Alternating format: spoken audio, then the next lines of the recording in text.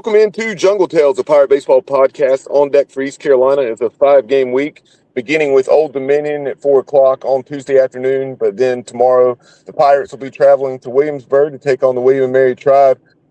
These programs met on the weekend a year ago, and right now, to preview that matchup, very excited to be joined by their head coach, Rob McCoy. Coach McCoy, we appreciate your time today. Thank you for having me. Yes, sir. I see your team's off to a 5-8 start. You were swept by Campbell in your conference opener over the weekend, but that's obviously a program that has had a lot of success down through the years. But taking a look at your team, what can you tell us through these first 13 games? What have you seen? Yeah, I mean, I think we probably, if I had to guess, we probably lead the country in inexperienced players, potentially underclassmen. I think we counted on the weekend. I think we have 24 underclassmen on our 43 roster, and Campbell had, like eight or 10, I think it was. We're doing that on purpose. So we're trying to rebuild through freshman recruiting and then supplement with transfer portal guys. I don't think that it's sustainable at a school like William and Mary to address, to live in the portal every year, with our academic, admission standards and whatnot. So all in all, I'm not entirely disappointed, with what we've done. We're playing some really good baseball, but whenever you have youth and inexperience, you're going to have inconsistency, and I think the inconsistency is getting us a little bit. But that's one thing that as the year goes on, as long as the talent's there and the players stay locked in, you got a chance to right that and get more consistent, and I really do think that will pay off for us. Last year when we spoke, I knew that you had certainly been kind of wiped out on the pitching side of things due to some last-minute portal entries and so forth. So what can you tell us about your pitching staff? As we were discussing off the air before we started recording, that you have seen some growth there and have some promising arms. Yeah, I think, with us having these guys for a year now, and then adding new incoming freshmen to the class, we got our portal, our portal arms for this year were the guys that were hurt last year. That's the way we're looking at it. Luke Calveric and Hank Lippman were guys that were on the team the year before. We lost them for the season last year, and they're doing. They've been a touch inconsistent, but their stuff is really good, and it gives us a chance every time they pitch. And we're still waiting on Zach Potts, who again was hurt all last year, and he's trying to rehab from Tommy John. We should have him this week or next.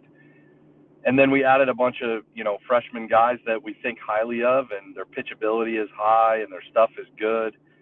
We don't live on a ton of velocity, but more so pitch shapes and movement and things like that. And they've been able to be really effective. And so, I like where we're at. We have a full healthy staff, knock on wood. And, like I said, with each outing, these guys are going to get a little bit better. And, Campbell was formidable, man. Wow. I love playing teams like that. And, they got the best of us in all three. We got them again this year and at home. And, that could be a different story, but we're the guys. It was the first CAA weekend for a lot of these guys, and they got a pretty good taste of it right off the bat. So we have a lot to learn, and we have a lot of things to iron out. But from the pitching side of things, I think we're just right around the corner. As it pertains to midweek games thus far, and moving into the matchup with the Pirates tomorrow there in Williamsburg, have you announced your pitching plans? Yeah, we're going to start Zach Boyd. We're running like a sort of a pod system where we predetermined three guys to basically throw 3 innings, and then if we need a jam guy or a fireman or something like that, we'll use that.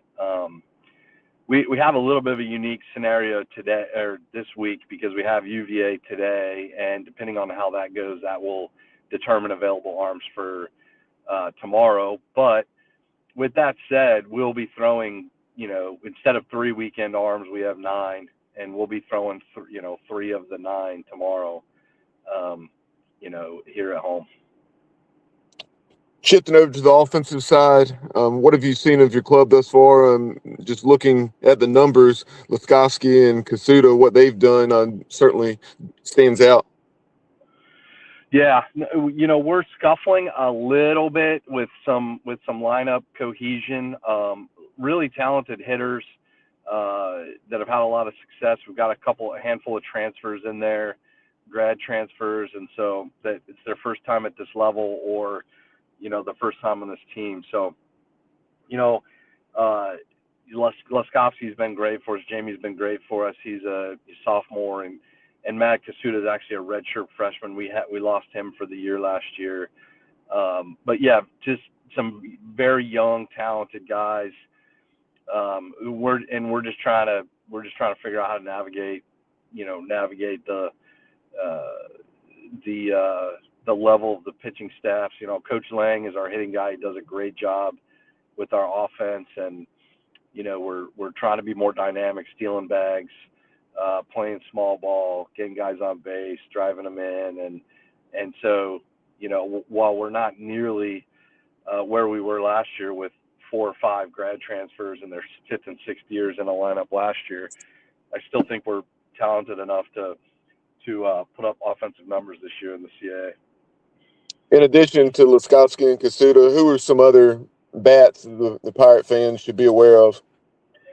Yeah, some sneaky guys like Trey Chrisman is an exceptionally good hitter who's just struggling right now.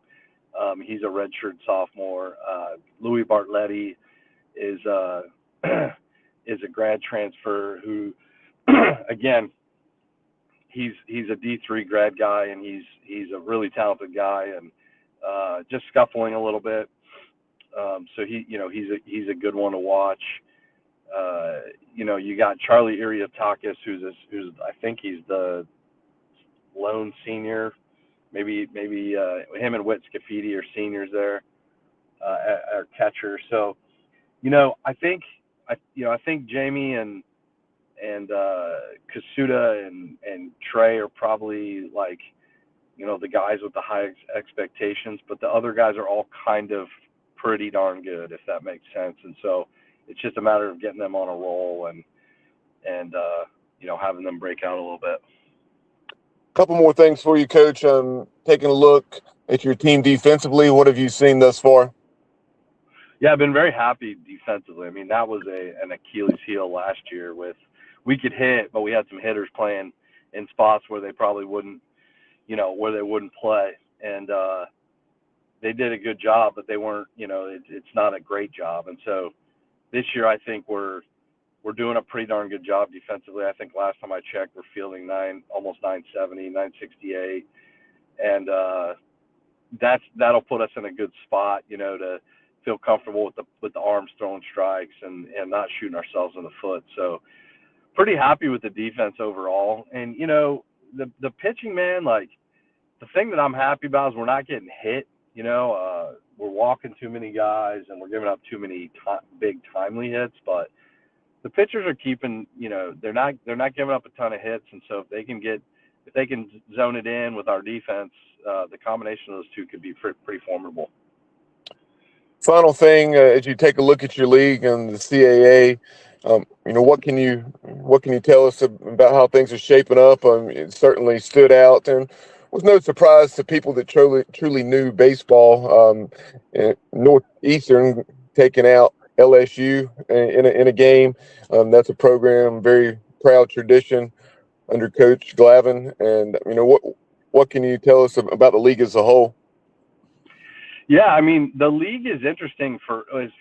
It got, it's pretty formidable because they split us into a North and a South this year again. They do it every once in a while, and we're in the South, and so you've got UNC Wilmington, College of Charleston, Campbell, Elon, and North Carolina A&T, and we play everyone home and home 3-game series, with the exception of Wilmington once with a crossover to the north. So Northeastern, I love playing them because they're good competition, but we don't play them this year. But we have our hands full with the Southern teams in the CA, which I prefer, honestly, and I think our guys do. You come to this level to play the best, and that's one of the reasons why we're excited to play East Carolina on a midweek game at home here. It's a really big thing. Last 2 years ago when we had this home game, we sold out Plumeri Park for the first time in a handful of years, and so there's a pretty big following. Obviously, you guys have a great fan base, and so with the competition that we've got, it's just bring your A game every day, man. There's no days off, and that's how we want it. Yeah, you referenced that game from a couple years ago, a game that went, I think, 13 innings. Coach Godwin joked with his or in his weekly chat with Stephen Igo from Hoist the Colors in 94-3 the game, saying that he obviously loves playing this game, but he certainly doesn't want a 13-inning midweek affair. But hey, whatever it takes, right? And that was right. that was a very interesting game that night, like you said, at Plumeri Park. Yeah, that's one of those games that looks like nobody wants to win it, and I've seen the box score, and I've seen the play-by-play of that game. It was obviously before I got here, and I hope that much to his chagrin, if we're in that spot to come out of there with a win, I hope we get it done. Yeah, any Pirate fan that was at that game or tuned in, I just remember seeing the ball come off the Tribe player's bat, and it was to center field. And fortunately, East Carolina had an excellent center fielder, Riley Johnson, that made a nice catch there. I think maybe a step on or step shy of the warning track and straight away center field. When it came off the bat, I said, that's ball game. Yeah, that's one thing about Plumeri, man. When the sun goes down, the air is dead and it becomes a graveyard. So if you wanna hit homers, it's got to be when the sun's up.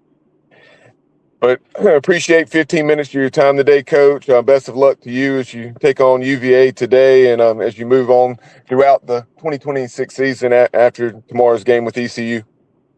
Great. Thank you so much for having me. Pirate Nation, that is William & Mary's second-year head coach, Rob McCoy. Appreciate his time. Be sure to follow us on social media at Jungle Tales Pod on X and Instagram, and be sure to subscribe to our YouTube channel. We'll talk to you soon here on Jungle Tales, and as always, go Pirates.